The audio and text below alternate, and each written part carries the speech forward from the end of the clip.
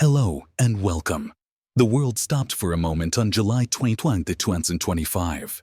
That was the day we lost a legend, a man who felt like family to so many of us, Malcolm-Jamal Warner. We all remember him as Theo Huxtable, the big brother with the easy smile and the kind heart. He was an actor, a poet, a musician, a voice that spoke to generations. The news of his sudden death in a tragic drowning accident off the coast of Costa Rica hit us hard. Tributes poured in from everywhere. His famous friends, his co-stars, his fans, everyone was talking about him, sharing memories, and trying to make sense of the loss. But through it all, one person remained silent. The one person who knew him best, his wife. For all the years Malcolm was in the public eye, his love life was a mystery. He chose to keep his wife and their daughter far from the Hollywood spotlight. No red carpets, no magazine covers, no public announcements. Their love was a quiet, private sanctuary, a world built just for them, away from the prying eyes of the world. And after he was gone, she stayed in that silence. No statements, no interviews, no public grief. Until now, she's finally broken her silence, not for fame, not for attention, but because, as she said, the silence had begun to hurt more than the truth. And what she revealed is a story we've never heard before. A story not just about what happened on that beach, but about the life they shared, the fears he carried, and the secrets he held close. This is her truth. This is their story. And this is the side of Malcolm-Jamal Warner we've never seen until today. Their love story didn't begin under bright lights or on a movie set. It began on a quiet day in a small independent bookstore in Los Angeles. He was there, a man in a simple hoodie, not a celebrity. He was just a man, lost in the poetry section, holding a book by Langston Hughes. She was there too, looking for him. The world saw the Malcolm-Jamal Warner we all knew, a man who was confident, articulate, and grounded. A child star who had navigated fame and came out wiser, more introspective. But his wife saw something different, something more beautiful, and sometimes something more broken. Behind closed doors, he was quiet, thoughtful, and a little tired. He had a deep-seated weariness from a lifetime in the public eye. He rarely spoke of the dark days, the betrayals, or the times he felt like a character instead of a man. But sometimes late at night, a few words would slip out. "There were times I just wanted to disappear," he confessed to her once. He wasn't talking about fame. He was talking about a deep desire for a simple, untouched life.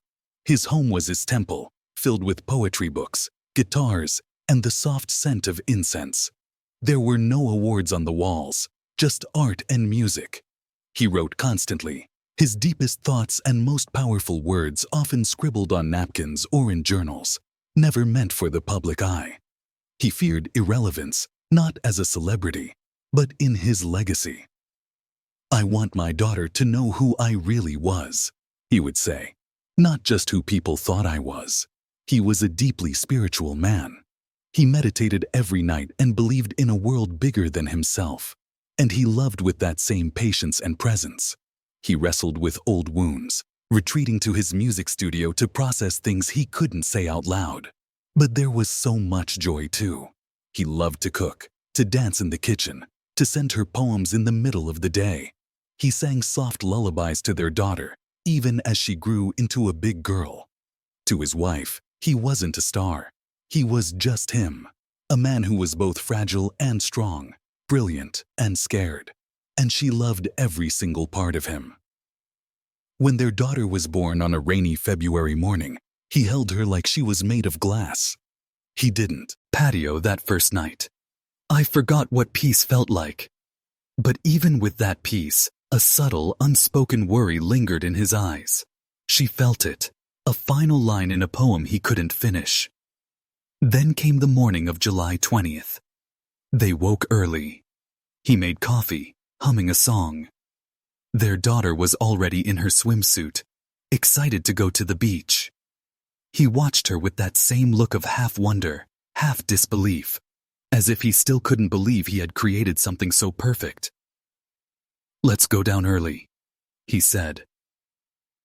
They walked to the beach just after 8 a.m. The tide was rising, but the water looked calm. She remembers how beautiful he looked that morning, relaxed, his skin bronze in the sunlight.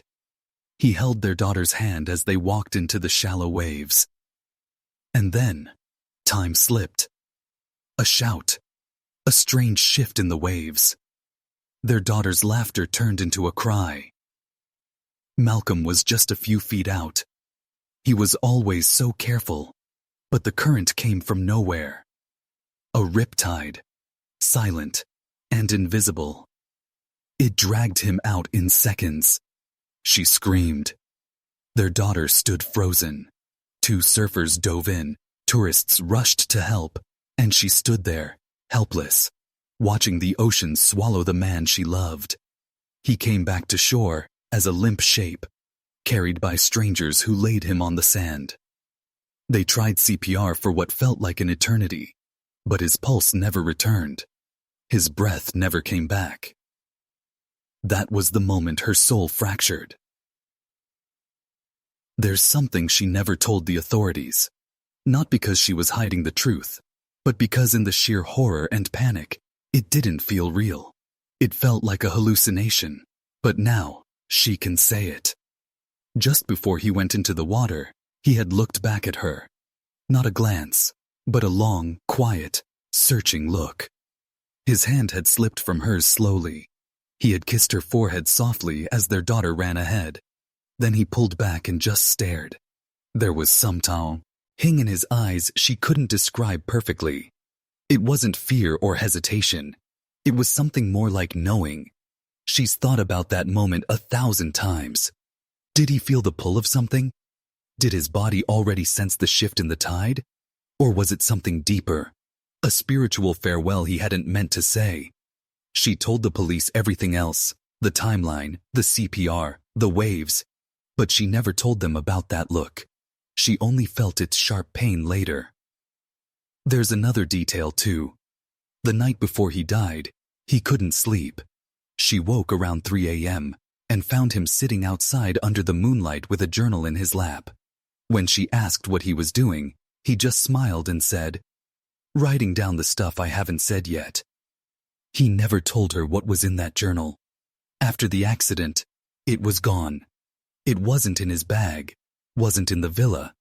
Maybe he left it on the beach. Maybe the tide took it. Or maybe he meant for it to disappear. She's haunted by that because maybe he knew something. Maybe he had been trying to say goodbye in a way that wouldn't look like goodbye. He said something to her that morning, not as a dramatic farewell, but in his quiet, poetic way. As they stood on the beach, watching their daughter run toward the waves, he reached for her hand and squeezed it. "If anything ever happens to me, tell her who I really was." She had smiled, brushing it off. "Don't say that," she told him. "Nothing's happening to you." He nodded, his gaze on the water. "I know. Just if it ever does, don't let them make me into something I wasn't. Just tell the truth." She had thought he meant it metaphorically, about his career or how the world saw him. He had always struggled with public expectation. But now, those words won't stop echoing in her memory. He wasn't just giving her a request. He was giving her a quiet mission. In that moment, she didn't know what had he meant, but standing over his body on the sand, holding their daughter in her arms as the emergency responders packed up their gear, it became crystal clear. He was asking her to speak. There were things Malcolm-Jamal Warner never said out loud in interviews or on press tours. But his wife knew. She had seen it in the quiet moments, the long silences at the dinner table, the way his mind would drift far away while he played music, the nights he would lie awake, staring at the ceiling, a storm in his eyes. It wasn't depression, but it was an ache, a lingering sense of something unresolved. He often spoke about feeling like two people.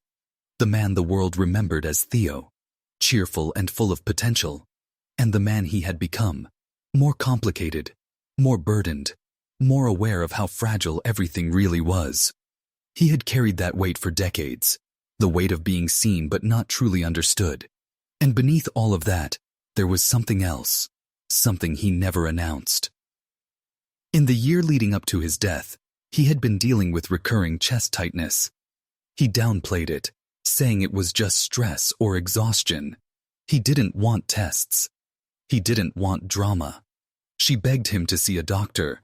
He promised he would, but he never did. Whether it was pride, fear, or a sense that he couldn't afford to appear vulnerable, he kept it to himself. He would smile through the pain and carry on. After his death, the official autopsy stated the cause was drowning, but the doctors also noted an irregular heart rhythm. Nothing definitive, nothing conclusive, but enough to raise a question she would never stop asking herself. Did something happen before the wave took him? Did his body betray him before the water ever could? She would never know for sure, but she did know that he had been carrying more than he let on. He had quiet, heavy secrets, and now she was the only one left who could tell the world. After his body was flown home, everything became noise. Phone calls, reporters, producers asking for comment, old colleagues reaching out with stories and grief. She heard none of it. For 10 days, she didn't leave their bedroom. She curled up beneath the covers with his sweatshirt, inhaling the scent that hadn't faded yet. Their daughter stayed with family, away from the chaos. Grief sat on her chest like a crushing stone. She watched videos of him on her phone, laughing during interviews, performing spoken word, holding their daughter as a baby. It all felt unreal, like watching a ghost she hadn't realized was gone. People assumed she would speak quickly, that she would issue a statement or appear on a morning show, but she didn't owe the world anything. Malcolm had always hated the circus of fame, and she had every right to disappear. And so she did. She turned down interviews, declined requests for tributes, and sat in the silence that he had always loved so much. She mourned him, not for the version the world had lost, but for the version only she had known. The man who wrote love poems on post-its and stuck them to the bathroom mirror. The man who read every bedtime story in a silly voice just to make his daughter laugh. The man who made scrambled eggs like a spiritual ritual. The world was mourning an icon. She was mourning her entire life. The moment came without warning. It was late, nearly 3 a.m. The house was dark. Her daughter was asleep in the center of the bed they used to share. Her grief had become familiar, a numb scar. And then she opened the drawer. She hadn't meant to. She was looking for a charging cord, and her fingers brushed the edge of an old wooden box that Malcolm kept in his nightstand. She had never opened it before. He always joked that it was his personal vault. She lifted the lid. Inside were dozens of folded notes, scraps of paper, song lyrics, and torn pages from journals. And in the center of it all was a letter. It was addressed simply, "For you." Her breath caught. She unfolded it slowly, her hands trembling. The ink was smudged in places, as if he'd written it quickly, maybe even emotionally. It read, "I don't know when you'll read this. Maybe soon. Maybe never. Maybe something happens and I'm gone. But I needed to say it somewhere just in case I never get the chance. You are the only truth I've ever known. You gave me peace when I was tired of pretending. You gave me family when I had forgotten how to belong. You gave me space to be imperfect and still be enough. If I go before you, don't protect me with silence. Tell the world who I really was, even the parts that weren't pretty, even the parts I tried to hide. Because if I'm remembered at all, I want it to be real." She wept. For the first time since his death, she wept uncontrollably, the kind of cry that rips through your chest and steals the air from your lungs. And in that cry, she knew it was time to speak, not because the media wanted a soundbite, but because Malcolm had asked her to. Because silence was no longer sacred. It was a prison. When she finally sat down to speak, there were no cameras, no microphones, just a single voice recorder on the table beside her, the red light blinking patiently. She didn't write a script or rehearse. She simply pressed record and began to speak. Her voice cracked from the very start. "People think they knew him," she began, "and maybe in some ways they did. He was all those things they say, kind, thoughtful, brilliant. But he was also scared. He was tired. He was carrying the weight of a world that never really gave him a place to set it down." She paused often, sometimes for seconds, sometimes for minutes. But when she continued, the truths came raw. She spoke of his fears of aging, of being forgotten, of being misunderstood. She revealed and led that he had written goodbye letters before, not because he was suicidal, but because he believed people deserved their flowers while they could still feel them.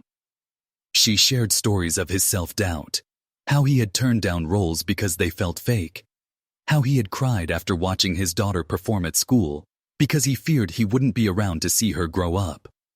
She talked about the possible heart condition, how he had refused to see a doctor even when his breathing got labored, how he had looked her in the eyes and said, "I don't want to find out something I can't fix." And she talked about the final day, the look he gave her, the stillness in his body even before the waves came. "I don't know if it was just the ocean. I really don't. Maybe it was a current. Maybe it was his heart. Maybe it was just time. But whatever it was, it took the best part of me with it." And finally, she said the thing she had never said aloud. "I don't want to stay silent anymore, because silence won't bring him back, but maybe the truth will let him rest." She stopped recording then. The world had heard her at last, and the truth was beginning to surface. 1 week before he died, Malcolm-Jamal Warner wrote a letter he never gave to anyone. It was tucked away in a drawer, hidden in the wooden box she had finally opened in the quiet of the night. In it, he poured out his fears and hopes. He wrote of his love for their daughter, of his desire to be remembered honestly, not as a perfect icon, but as a flawed human man who tried to do his best. He confessed his exhaustion with fame's illusions and his hope that one day his art and his truth would speak louder than his image. Most poignantly, he asked that if he ever passed, she would be brave enough to share the real story so that the world could understand the man behind the name. She hadn't shared this letter before because the pain was too raw, and because for a long time she felt the world wasn't ready to hear it. But now, with the wound still fresh, she understands that silence isn't protection, it's erasure. To her, Malcolm-Jamal Warner was never just an actor or a celebrity. He was a father whose gentle hands built a safe world for their daughter, a husband whose quiet love was the anchor of their lives, an artist whose soul reached far beyond the bright lights of fame. Their daughter remembers him as a storyteller, someone who made even the simplest moments magical. She carries his curiosity and kindness in her eyes and in her laughter. His legacy is not only in the roles he played or the awards he won. It lives in the hearts he touched, the family he loved fiercely, and the truth he never fully voiced until now. Her final message is simple and raw. Malcolm-Jamal Warner was a man who asked for privacy, yet he gave so much of himself in return. He was a light that burned quietly but fiercely, a love that never asked for attention but deserved all of it. Today she breaks the silence not just for him, but for everyone who has ever felt unseen or misunderstood, for those who carry invisible burdens, for those who live lives between the lines of public expectation and private truth. If you found this story moving and want to learn more untold truths and deep stories, please like this video and subscribe to the channel for more exclusive content. Don't forget to hit the notification bell so you never miss an update. Thank you for watching and honoring Malcolm-Jamal Warner's true legacy with us.